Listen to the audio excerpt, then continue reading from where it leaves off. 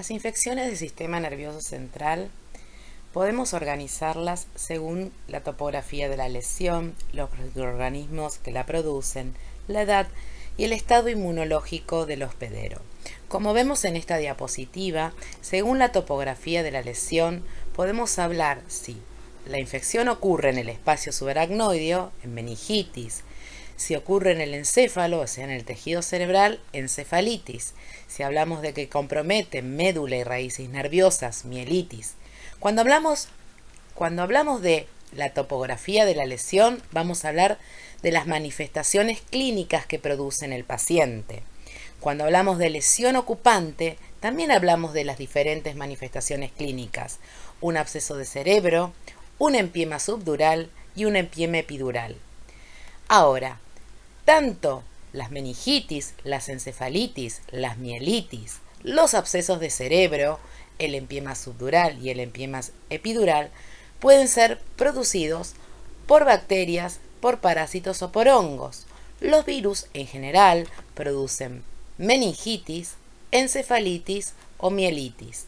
Las bacterias producen abscesos y empiemas. Las características de las bacterias que producen estas patologías van a depender de la edad del paciente y del estado inmunológico del hospedero. Todo va a depender si el paciente es inmunocompetente o inmunocomprometido. Entonces, frente a un paciente con meningitis, nosotros primero pensamos la edad que tiene, si es un lactante, si es un niño, si es un adulto joven o un adulto de más de 65 años, si es inmunocompetente o si es inmunocomprometido. Y eso nos va a permitir si el cuadro es agudo o es el cuadro crónico. Eso habla del tiempo de instalación del cuadro. Eso nos va a permitir pensar el diagnóstico presuntivo del germen que va a tener. También nos va a ayudar a pensar en la localización. La localización la vamos a pensar según la topografía de la lesión que va a tener. ¿Sí? Si es una meningitis, una encefalitis o una masa ocupante cerebral. Bueno, nosotros hablamos frecuentemente que la meningitis, tenemos inflamación en el líquido cefalorraquídeo, que la meningitis es la inflamación de las capas de la aracnoides y la pía madre. Bueno, vamos a hacer un pequeño repaso anatómico de las meninges. Cuando nosotros estudiamos en la infectología las infecciones, siempre tenemos que repasar lo que es sistema nervioso. Cuando estudiamos las infecciones del ojo, repasamos la anatomía del ojo. Cuando hablamos del mediastino, estudiamos la estructura del mediastino. Entonces, tenemos que ir repasando porque uno no puede estudiar las infecciones si no repasamos lo que estudiamos en primer año de anatomía. Entonces, en este dibujito, fíjense, vemos cuero cabelludo, aponeurosis, periósteo, el hueso, y empezamos a hablar de nuestras capas que ya conocemos, las meninges. Dura madre, aracnoides, epía madre. Y como saben, tenemos las capas virtuales. Fíjense brevemente, cuando hablamos de la dura madre, busquémoslas acá. ¿Sí? Acá tenemos la dura madre, ¿sí? Esta amarilla que está acá. ¿Sí? La dura madre se localiza debajo del cráneo. Es un tejido fibroso de hueso, fuerte y resistente, y cubre el encéfalo hasta la segunda o tercera vértebra sacra de la médula espinal. ¿Sí? Luego de la dura madre tenemos la aracnoides. Busquemos acá la aracnoides. Es esta verde clarita que seguimos acá. ¿Sí? Fíjense, no tengo el puntero. Su docente es media vieja, así que fíjense, no tiene el puntero. La aracnoides. La aracnoides es la parte intermedia de las meninges, es muy delicada. ¿Y saben por qué se llama aracnoides? Porque tiene una textura como una tela de araña. Es una membrana transparente y delgada de tejido fibroso. Hay células impermeables a los líquidos. Están formadas por una célula impermeable a los líquidos. Es toda una capa fibrosa. La función principal es amortiguar el sistema, todos los golpes. Es la amortiguación del sistema nervioso central a los daños. ¿Sí?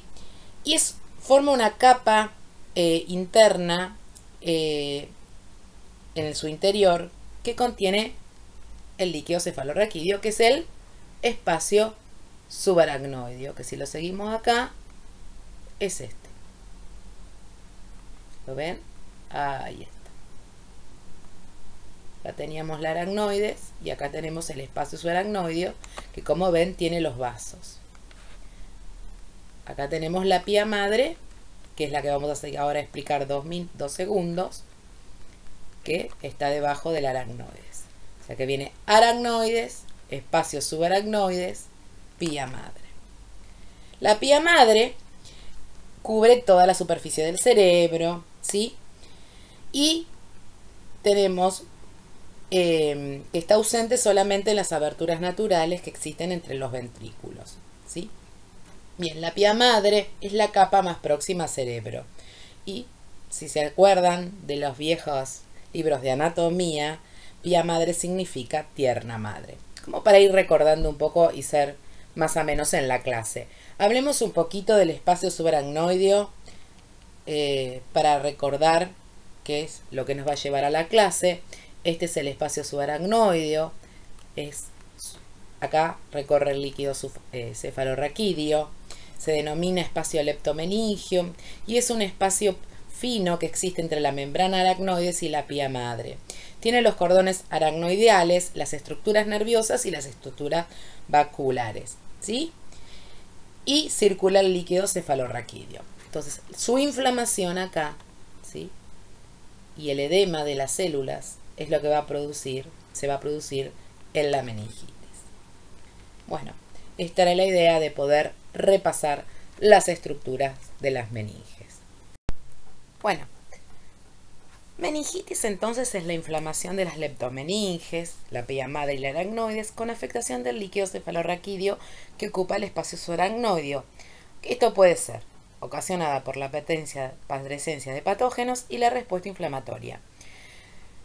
Esto es lo que lleva a un aumento de la presión en el espacio subaracnoideo y los síntomas clínicos consecuentes. El compromiso parenquimatoso adyacentes a las meninges va a hacer que tengamos meningoencefalitis con compromiso del encéfalo, meningoencefalomielitis, encéfalo y médula, o meningoencefaloradiculitis, encéfalo, médula y raíces nerviosas. Por ejemplo, es muy común la meningoencefalomielitis en los casos de virus, ¿sí?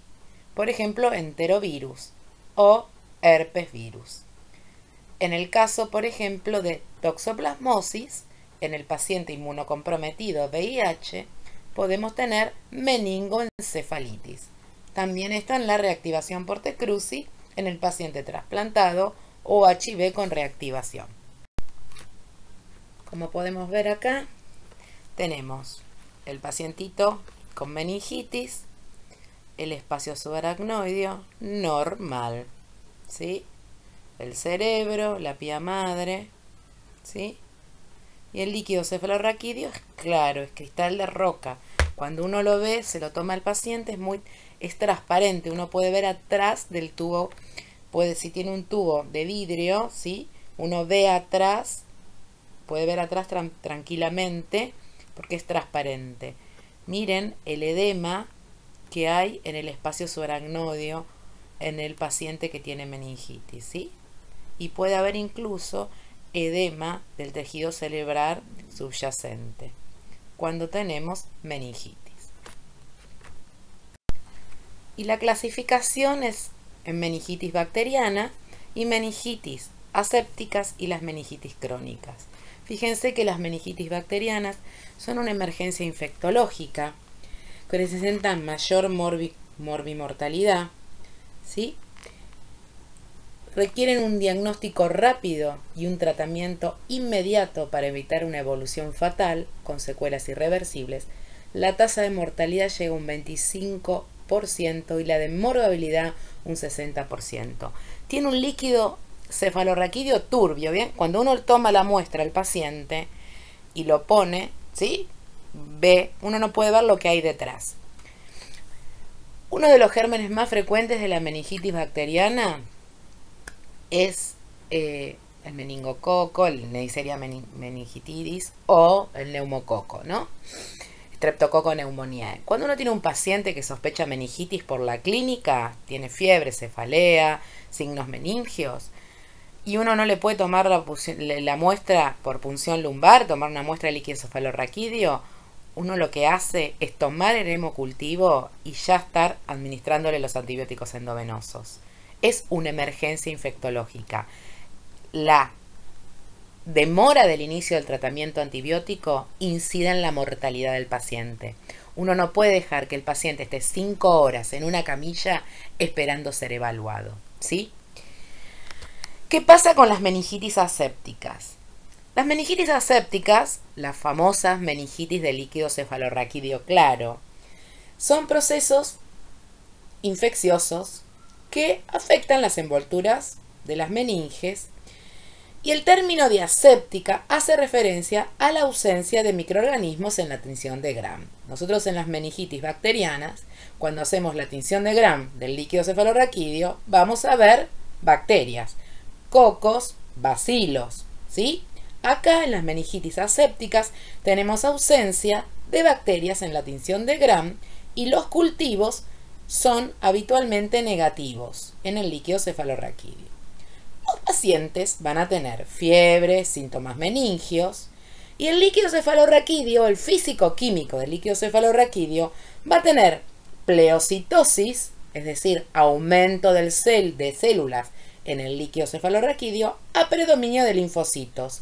Puede ser 100 a 200 células a predominio linfocitario, con valores de proteínas en el líquido cefalorraquídeo normal o discretamente aumentadas.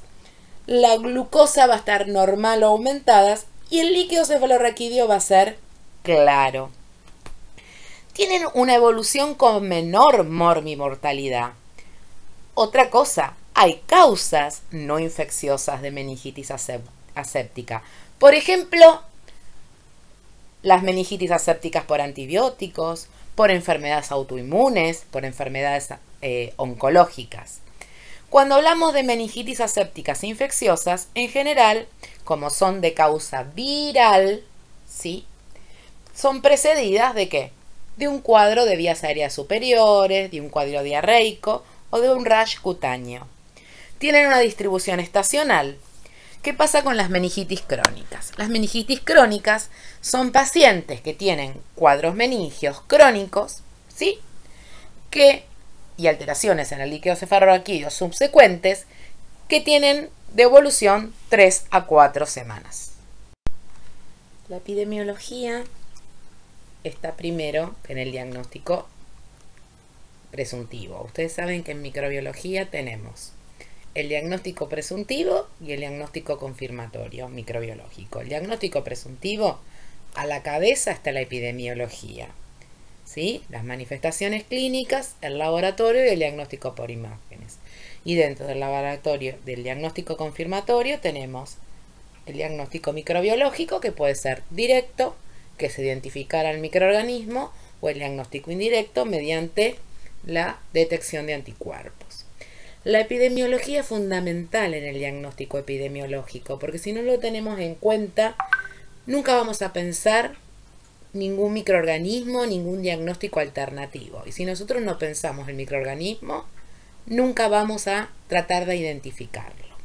Entonces, volviendo a la meningitis, ¿cuál es la epidemiología? Las causas más frecuentes de la meningitis son bacterianas. Las meningitis, los enterovirus, ¿sí?, la meningitis, ¿sí?, virales. 80%, luego las bacterianas en un 15%. Fíjense que en Argentina, entre el año 2003 y 2004, se detectaron brotes de meningitis por enterovirus, por ecovirus, en niños de edad preescolar. Después tenemos Neisseria meningitidis, que es causa de las grandes epidemias, y hay 13 serogrupos de Neisseria meningitidis, y en Argentina tenemos el serogrupo B, C, W135 e I. Y obviamente la distribución geográfica y el potencial epidémico varía según el serogrupo. Estas son las características del líquido cefalorraquídeo según los diferentes tipos de meningitis, ¿sí? Fíjense, la meningitis bacteriana, la meningitis viral o aséptica, la meningitis causada por hongos y la meningitis tuberculosa. La meningitis bacteriana va a tener una presión de líquido cefalorraquídeo cuando le realicemos la punción lumbar al paciente muy alta, ¿sí? Lo mismo que la meningitis por tuberculosis y la meningitis micótica, que si bien puede ser variable, la meningitis por criptococo neoformas tiene presión de apertura muy alta. Volviendo a la meningitis bacteriana, el recuento de glóbulos rojos en el líquido cefalorraquídeo es altísimo, ¿sí? Tiene neutrofilia de hasta 10.000 blancos a predominio de polimorfos nucleares. Hay hiperproteinorraquia, ¿sí? En general, las proteínas en líquido cefalorraquídeo oscilan hasta 45 miligramos decilitro. El normal de proteínas en líquido cefalorraquídeo. Fíjense que en la meningitis bacteriana llegan hasta 500 miligramos decilitro. La glucosa en el líquido cefalorraquídeo en la meningitis bacteriana es muy baja por el consumo de las bacterias. La glucosa normal en el líquido cefalorraquídeo es la mitad de la glucemia. Por lo tanto, cuando mido glucosa en el líquido cefalorraquídeo hago en palarero una glucemia. En general suele ser muy baja. La coloración de Gram, como vamos a ver después, es positiva hasta en el 90% de los casos y el cultivo es positivo hasta el 85% de los casos. ¿Qué pasa con la meningitis aséptica? La presión del líquido cefalorraquídeo en el momento de que se toma es normal. El líquido cefalorraquídeo, los glóbulos rojos, en general es de menos de 300 células. El predominio va a ser de linfocitos, no va a tener muchos neutrófilos. Las proteínas van a ser normal o ligeramente elevadas. La glucosa no va a estar disminuida, va a ser más de 40. El Gram va a ser negativo, es decir, no va a haber bacterias en el Gram y el cultivo va a ser positivo en un 50% de los casos. ¿Y saben por qué se dice esto? Porque como hablamos de meningitis aséptica, muchas veces con cultivo negativo, el que tiene la bacteria que frecuentemente tiene cultivo negativo con un LCR claro puede ser Listeria monocitogénesis. Fíjense, la meningitis micótica, los glóbulos blancos pueden llegar hasta 500, ¿sí? Los neutrófilos son bajos, menos de 50, proteínas elevada, la glucosa baja, ¿sí? La coloración obviamente de Gram va a ser negativo y el cultivo puede ser positivo hasta el 50% de los casos. Con la tuberculosis, con la meningitis por TBC, tienen hiperproteinorraquia, tienen la glucosa muy baja, hipoglucorraquia muy marcada. La coloración de Gram, la mayoría de las veces es negativa, está mucho más cerca del 37 que del 87, y el cultivo positivo es un 70%, diría yo. Bueno, vamos a hablar un poquito de meningitis bacterianas. Las meningitis bacterianas las podemos organizar según el grupo etario. Como yo les decía al principio, cuando uno tiene tiene una persona con signos clínicos de meningitis, dentro de la epidemiología que piensa para orientarse al agente etiológico es la edad, fundamentalmente, porque obviamente la edad le sugiere la epidemiología de una persona. Un niño de 1 o 3 meses o más de 3 meses ve que puede estar en un lactario, un niño más grande va al jardín de infante, una persona más de 60 años tiene distinta comorbilidad, un paciente inmunocomprometido tiene deficiencias en la respuesta inmunohumoral. Por eso la epidemiología incluye a la edad del paciente. Fíjense, menores de 1 mes tenemos que tener en cuenta el Streptococcus agalactiae. Como vamos a ver más adelante, el Streptococcus agalactiae es flora de el intestino y es flora del aparato genital de la mujer y se testea en forma obligatoria a partir de la semana 35 y 37 y forma parte de la sepsis y la meningitis del recién nacido. Streptococcus pneumoniae, Escherichia coli y Listeria monocitogenes. Listeria monocitogenes También es causa, como ven, de los adultos mayores y de los pacientes inmunocomprometidos. Cuando hablamos de 1 a 3 meses de edad, volvemos a encontrar Streptoneumoniae, Neisseria meningitidis, Haemophilus influenzae tipo B, que ha disminuido su frecuencia porque hay una vacuna. Tampoco tenemos que olvidarnos que Haemophilus influenzae también es frecuente en pacientes inmunocomprometidos, ¿sí? Sobre todo los pacientes esplenectomizados o que tienen déficit de inmunidad humoral, y aquellos pacientes con fístula del líquido cefalorraquídeo. Y el Streptococcus agalactiae. Más de 3 meses ya tenemos Neisseria meningitidis, Streptoneumoniae. Adolescentes y adultos jóvenes, Neisseria meningitidis y Streptoneumoniae. Y más de 65 años, que son los adultos mayores, Streptoneumoniae, Neisseria meningitidis, Haemophilus influenzae y Listeria monocytogenes. Cuando hablamos en relación según el factor predisponente, si tenemos el inmunocompromiso, no tenemos que dejar de pensar en neumococo, ¿sí? Streptococcus pneumoniae, Neisseria meningitidis, Listeria monocytogenes y bacilos gram negativos. Nosotros acá no vamos a hablar de meningitis micótica, pero si tenemos un paciente inmunocomprometido, por ejemplo, un paciente VIH con meningitis, nosotros pensamos en Cryptococcus neoformans, ¿sí? Los pacientes con fractura de cráneo, Streptoneumoniae, Haemophilus influenzae, Streptobeta hemolítico y, por qué no, las posquirúrgicas, Staphylo aureus, Staphylo epidermidis. Recordemos que Staphylo aureus es coagulasa positiva, ¿sí? Y Staphylo epidermidis es coagulasa negativo. Y bacilos gram negativos.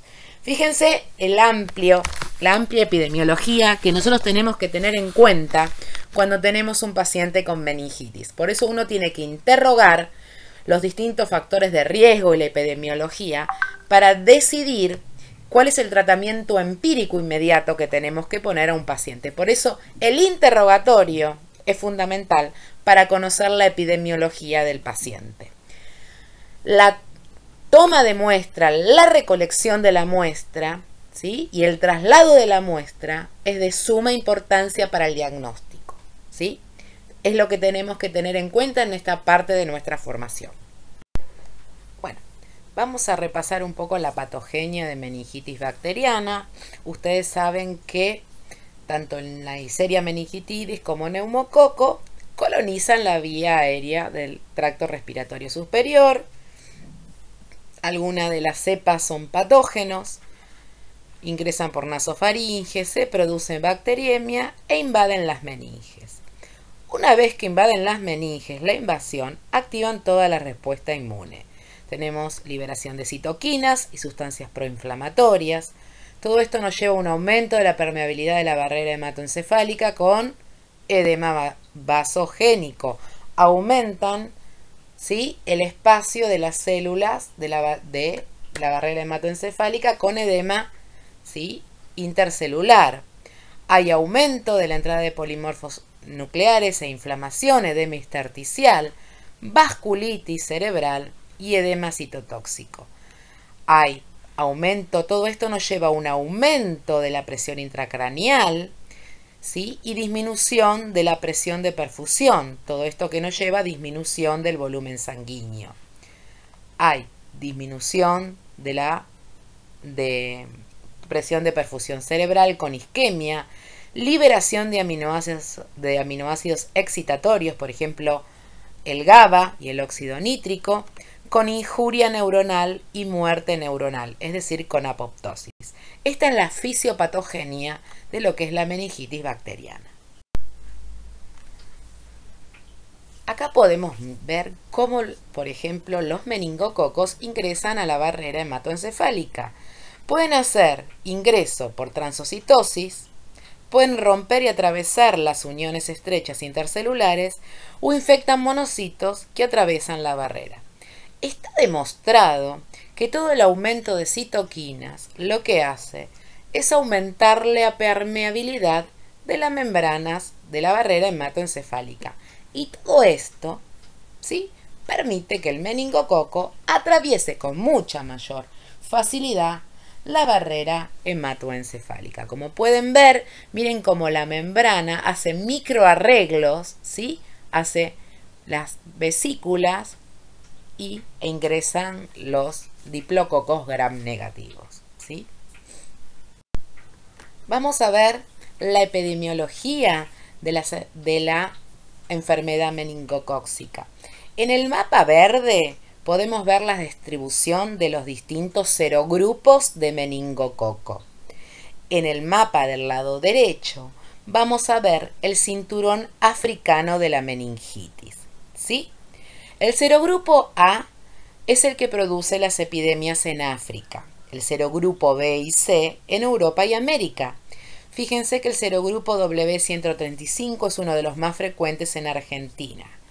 El I, en Estados Unidos y en Colombia, y el X en Ghana. Las cepas de Neisseria meningitidis que pertenecen a los grupos A, D, C, X, Y y W son las más frecuentemente relacionadas a enfermedad invasiva en todo el mundo. Estos serogrupos de meningococo tienen el potencial de generar enfermedad endémica y o brotes epidémicos. Sin embargo, la incidencia de la enfermedad en los distintos países y la prevalencia de los distintos serogrupos varían considerablemente en el tiempo, así también según la edad de los pacientes y la ubicación geográfica de los casos. Como ven en el mapa, ¿sí?, del cinturón africano de la meningitis, el mismo va desde Senegal hasta Etiopía.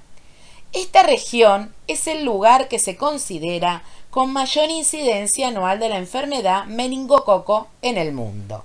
Por eso cuando una persona va a viajar a esta zona, a cualquier lugar del mundo, tendría que consultar a medicina del viajero. Y uno se tendría que fijar si hay alta incidencia de meningitis. En este caso, uno mira el mapa y sabe que en la zona se necesita administrar la vacuna para el meningo. El serogrupo A ha sido tradicionalmente la causa más importante de esta enfermedad, si bien existieron otros brotes por estos serogrupos. ¿Sí? Acá vamos a ver qué pasa con la enfermedad meningocócica en la Argentina. Como dije antes, es una patología que tiene un comportamiento endémico, epidémico y está dentro de las enfermedades de notificación obligatoria. Históricamente, los serogrupos predominantes en la Argentina fueron el B y el C, ¿sí? Pero a partir del 2008 se documentó el serogrupo W. Fíjense, esto es del año 2012 y 2015, y lo más frecuente son el W, que es azul, un 46%, y el B, que es el rojo, otro 46%. En la actualidad prevalecen entonces, como yo les conté, el B y el W.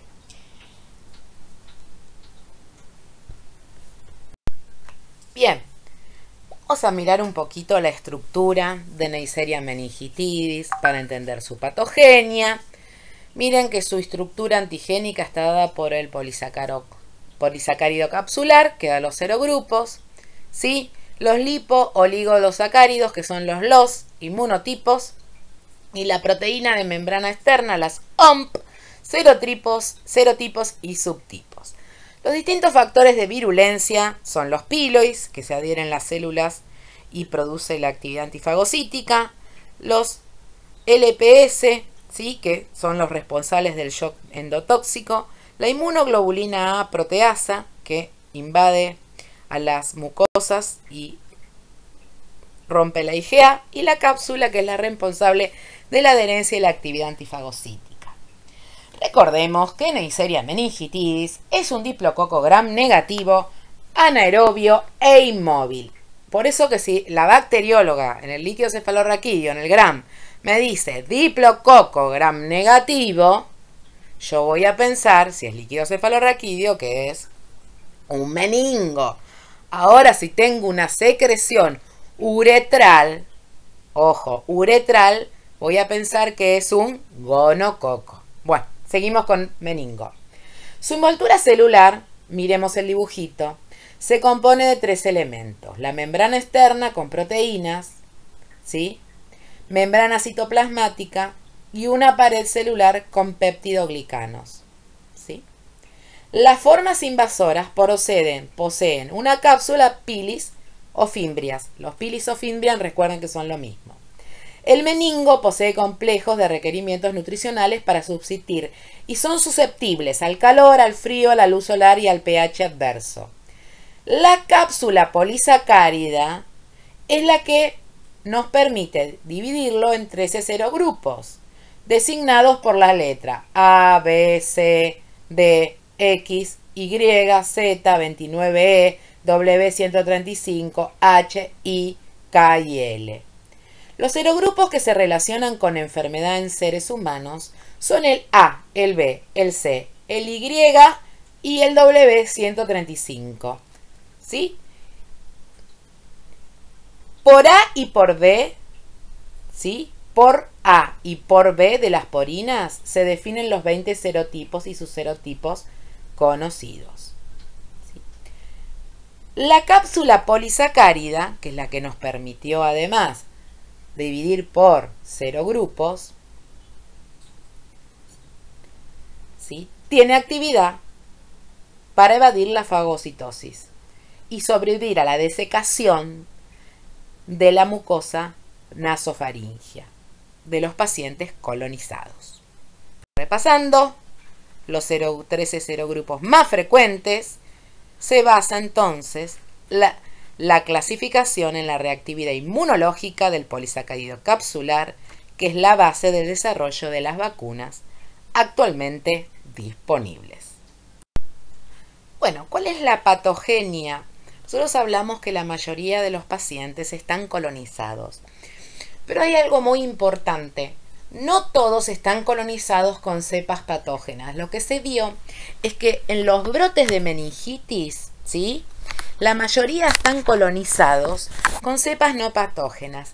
En realidad, para que un meningo cause patogenia, se tienen que dar muchas condiciones. Veamos lo que tiene que pasar. Hay una colonización del epitelio nasofaringio.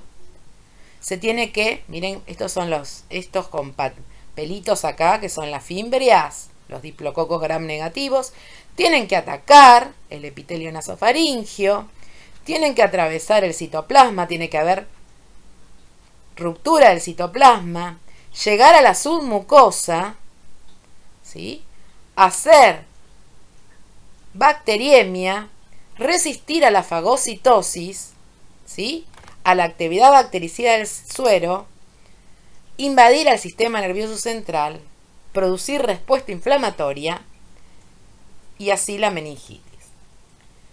Recuerden que el mecanismo de transmisión de Neisseria meningitidis es por gotas respiratorias. El meningococo, la gota que transmite el meningococo, es por gota y por contacto. Cae a 1 metro. El meningo establece contacto íntimo con las células epiteliales de las mucosas no ciliadas del tracto respiratorio superior, donde ingresa las células brevemente antes de migrar a las células apicales de las células para su transmisión a un nuevo huésped. La aportación asintomática es común en adultos sanos que eliminan las bacterias en forma frecuente. Además de la transocitosis, recuerden que el meningo atraviesa el epitelio directamente después del daño de la monocapa o a través de los monocitos en forma de cabazo de Troya. En los individuos susceptibles, una vez adentro, una vez que ingresa y hace bacteriemia, el meningo puede sobrevivir, multiplicarse rápidamente y diseminarse, ¿sí?, haciendo bacteriemia y meningitis.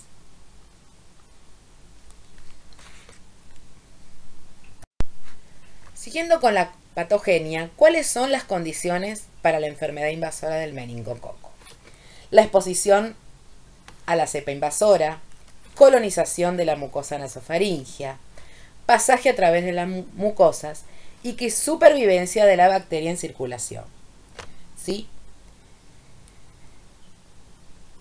La tasa de colonización de los pacientes en época de brote es más de 10%, ¿sí? Llega a un 20%. Pero la colonización no es siempre por la cepa invasora. Realmente el meningo tiene que encontrar un porcentaje de humedad en el hospedero, ¿sí? En la nasofaringe del hospedero, y que el hospedero le dé todos los requerimientos nutricionales necesarios para poder invadir y producir patología.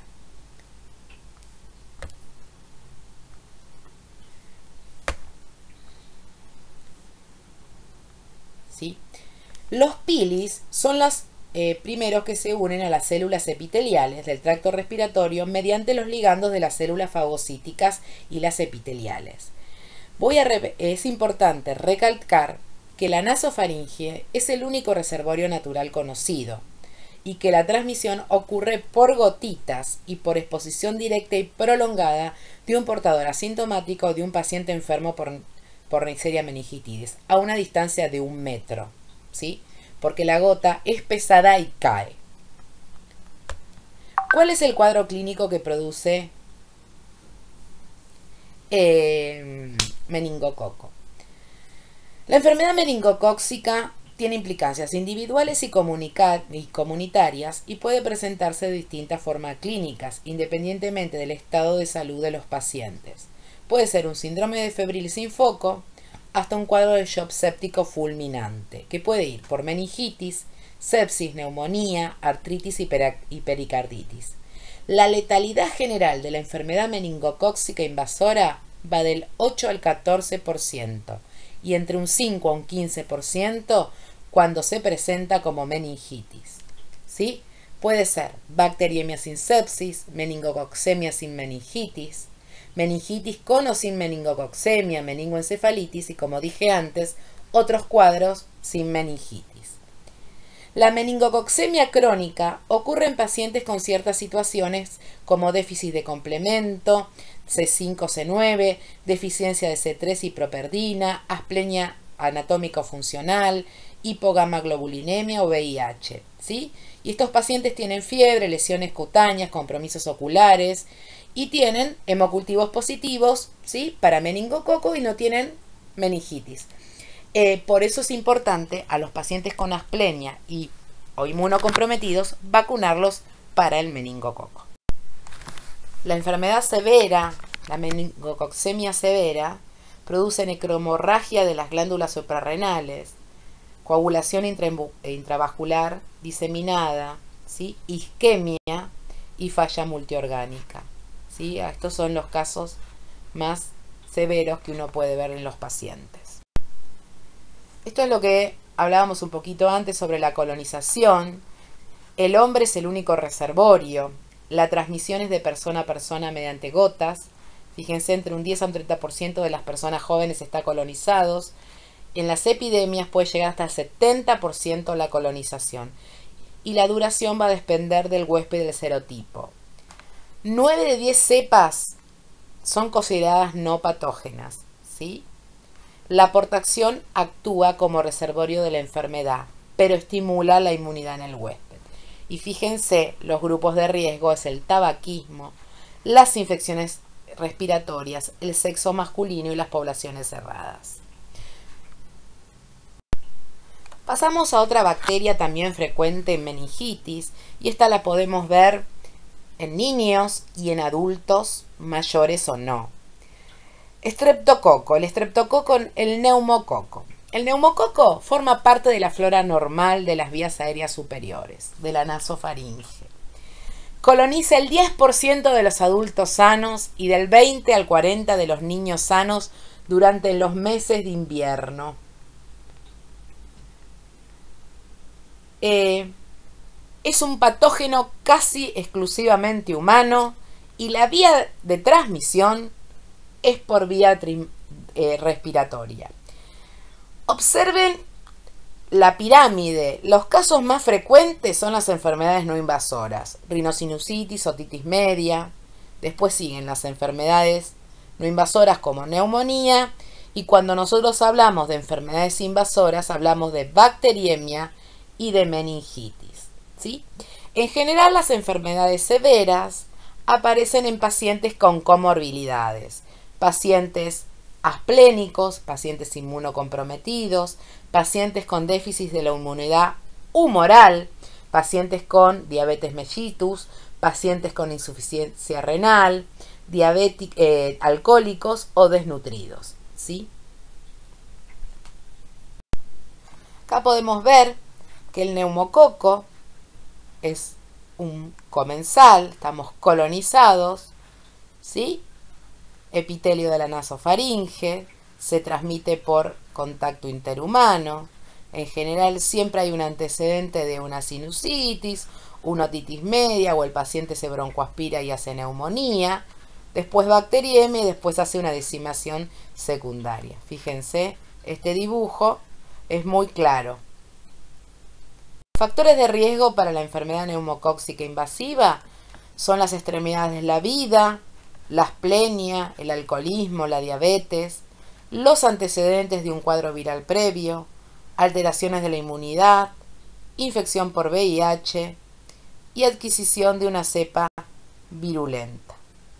La meningitis por neumococo apareja mucha comorbilidad. Los pacientes suelen tener no solamente alta mortalidad, sino alta comorbilidades. Fíjense, suelen tener infartos, ¿sí? Trombos a nivel del venosos, con infarto del tejido circundantes y mucha lesión neuronal con hemorragias cerebrales. Listeria monocitogenes produce meningitis en pacientes inmunocomprometidos, en neonatos y en adultos de más de 65 años. ¿Sí? Es un gran positivo, un enovio facultativo, ¿sí? Y tenemos 13 serobares. Recuerden que la bacteria tiene un amplio crecimiento en el pH.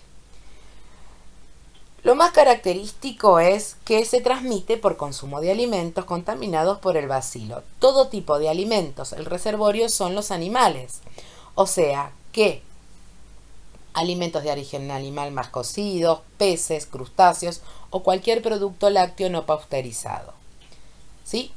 La mayoría de las veces, y acá tenemos que aclararlo, el líquido cefalorraquídeo es claro. Puede ser turbio o ligeramente opalescente, pero en general es un líquido claro. El Gram suele ser negativo, ¿sí? Y el cultivo suele ser positivo, pero en forma tardía. Y obviamente no tenemos vacuna. Puede dar meningitis, meningoencefalitis y romboencefalitis.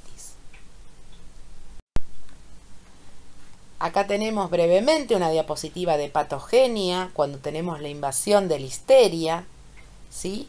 Pasa por los mononucleares, es intracelular, invade hígado, replica en hígado y en envaso, bacteriemia y va. Corazón, puede ser miocarditis, atraviesa placenta, recuérdense que produce meningitis y bacteriemia en el recién nacido, y sistema nervioso central. No tenemos que olvidarnos de Mycobacterium tuberculosis, enfermedad endémica en la Argentina.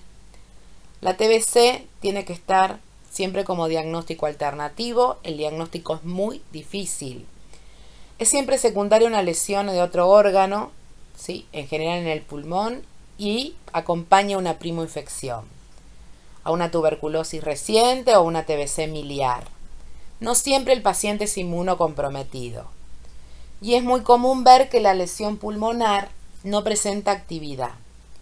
La epidemiología es muy frecuente, tenemos que conocer los antecedentes del paciente. Los pacientes en general, pero no siempre lo tienen, los antecedentes de desnutrición, sarampión, tos convulsa, inmunosupresión, cambios hormonales, enfermedades inmunosupresoras, y uno tiene que preguntar si tuvo tuberculosis o tratamientos inadecuados incompletos, o si alguien de la familia tuvo tuberculosis. ¿Qué pasa con la vacuna? Recuerden que la falta de esta vacuna aumenta significativamente el riesgo de padecer la tuberculosis meningia. La vacuna, una de las indicaciones, o una de las indicaciones para qué sirve la vacuna BCG, es para disminuir el riesgo de formas meningias de la TBC, ¿sí?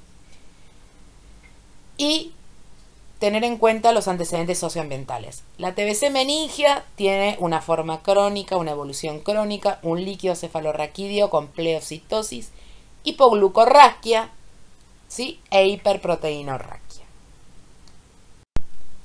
Hablamos de la meningitis bacteriana, ahora vamos a hablar de la meningitis aséptica. Es una meningitis aguda, tenemos alteración del líquido cefalorraquídeo, no tenemos bacterias como dijimos antes, o sea que el gram es negativo, ¿sí? Si el paciente recibió antibióticos antes de realizar la punción lumbar, un cultivo negativo del líquido cefalorraquídeo no excluye una etiología bacteriana. Ustedes recuerden que muchas veces nosotros decimos el líquido está amputado. Quiere decir que el paciente empezó con cefalea, fiebre, le dieron tratamiento antibiótico y terminó teniendo una meningitis bacteriana, seguramente, pero al líquido cefalorraquídeo negativo. Y eso es porque con una dosis ya el líquido cefalorraquídeo cambia. Para eso existen los métodos de aglutinación que vamos a ver luego, que nos permiten llegar al diagnóstico etiológico. Pero bueno, sigamos con las meningitis asépticas. Son de instalación aguda. El líquido cefalorraquídeo, ¿sí? Está alterado, pero la tinción de Gram no va a tener bacterias. Y fíjense las causas más frecuentes, los enterovirus. Dentro de los enterovirus, Coxsackie, ¿sí? Los no polio, fíjense, los Coxsackie, ecovirus y enterovirus. Y después tenemos el herpes 1 y 2 y el virus de la coriomeningitis linfocitarias. En Argentina, los más frecuentes de meningitis aséptica son enterovirus y el virus de la parotiditis. Bien, ¿cómo hacemos diagnóstico de meningitis? Importante, el paciente nos va a llegar con un síndrome meningio, tenemos que conocer el cuadro clínico, la epidemiología del paciente, ¿sí? Vamos a hacerle una tomografía de cerebro, si tiene indicación de tomografía, eso se va a evaluar cuando ustedes estudien clínica médica, hagan semiología. Y para hacer el diagnóstico definitivo microbiológico, vamos a hacerle una punción lumbar para estudiar las características del líquido cefalorraquídeo y le vamos a hacer hemocultivos. Epidemiológicamente, el paciente tiene que tener aislamiento de contacto y de gota durante las primeras 24 horas de tratamiento, ¿sí? Para la meningitis por meningococo y por Haemophilus influenzae, porque son gérmenes que se transmiten de esa forma. Si tiene meningococo, va a haber que darle profilaxis a los contactos, ¿sí? En caso que los pacientes estén 5 horas diarias, que los contactos hayan estado 5 horas diarias con el paciente infectado, o aquellos médicos que hayan estado con él en forma, ¿sí?, muy cerca, por ejemplo en una intubación. Y no se le hace aislamiento ni se da profilaxis a aquellos contactos de pacientes con meningitis por neumococo. El paciente con meningitis va a tener fiebre, cefalea y fotofobia. Los signos meningios son signo de Kernig, ¿sí? Hay rigidez de nuca cuando flexiono la cadera. El signo de Brusinski, hay flexión de cadera cuando flexiono la nuca. Realizamos la punción lumbar, ¿sí? A nivel, se toma la muestra del líquido cefalorraquídeo. En el primer tubo se tiene que enviar para hacer de rutina el recuento celular, dosaje de glucosa y de proteína. Yo ya voy a estar viendo el aspecto que tiene que ser claro. Se puede medir ácido láctico, cloro y también se manda para distintas pruebas serológicas. Repasando las características del líquido cefalorraquídeo, miren, acá podemos ver el líquido cefalorraquídeo normal, ¿sí? 1 a 5 células, a predominio de linfocitos, la cantidad de proteínas y de glucosa. Ojo que este cuadro tiene todo en gramos litro. El que mostramos anteriormente era miligramos decilitro, ¿sí? Ojo cuando lo vean. Pero es importante que sepan lo que es la característica de un líquido cefalorraquídeo normal. Porque después, si quieren saber si un líquido está alterado o no, no pueden verlo. Primero sepan cuál es el líquido cefalorraquídeo normal. Diagnóstico microbiológico es el segundo tubo. El primer tubo lo mandamos al laboratorio y van a hacer el recuento celular, las proteínas y la glucosa. En paralelo va la glucemia. La segunda muestra va a bacteriología. Se tiene que transportar inmediatamente, no hay que refrigerarlo, salvo que guardemos para hacer PCR. ¿Sí? Recuerden que si nosotros lo refrigeramos no podemos cultivar, porque el neumococo se va a morir de frío. Hay que conservar la muestra a temperatura ambiente, si no se puede refrigerar inmediatamente. La sensibilidad de las técnicas va a depender del volumen de líquido cefalorraquídeo enviado al laboratorio. Por eso siempre hay que llamar a Bacterio y preguntarle cuánto necesitas más o menos de líquido cefalorraquídeo. La cantidad de mililitros que nosotros mandemos es importante. Por ejemplo, necesitamos 1 mililitro para cultivar bacteria y 2 mililitros para cultivar hongos o para cultivar tuberculosis. El líquido cefalorraquídeo. Miren la sensibilidad de las técnicas. El GRAM tiene una sensibilidad de 90% para diagnóstico, es decir, llega el líquido cefalorraquídeo y la bacterióloga lo va a centrifugar y va a teñir para hacer el GRAM. Con el GRAM positivo va a haber diplococos positivos, Streptoneumoniae en un 90%. Haemophilus lo va a ver en un 86%. Neisseria meningitidis en un 75%. Bacillus gram negativos en un 50%. Y Listeria monocitogenes 30%. Y el cultivo va a ser diagnóstico, ¿sí?, en un 70 o 85%. ¿Sí? Fíjense acá, podemos ver los cultivos distintas formas. Eso es una cosa. Una vez que la bacterióloga miró el GRAM, lo va a cultivar en distintos medios para después, ¿sí?, lo que crezcan, las colonias que crezcan en las placas, le va a hacer distintas técnicas bacteriológicas para que finalmente tengamos la identificación del germen. Una vez que tenemos la identificación del germen, se le hacen las técnicas de antibiograma. Bien. Con el sobrenadante hacemos la serología, detectamos los antígenos, ¿sí? Si el paciente recibió antibióticos previamente, puede ser que la tinción de GRAM la tinción y el cultivo sean negativos. Para eso tenemos la serología, que se puede hacer por antígenos de látex o por ELISA, que tienen una sensibilidad, fíjense, mucho más o menos más alta que la tinción de GRAM y que el cultivo.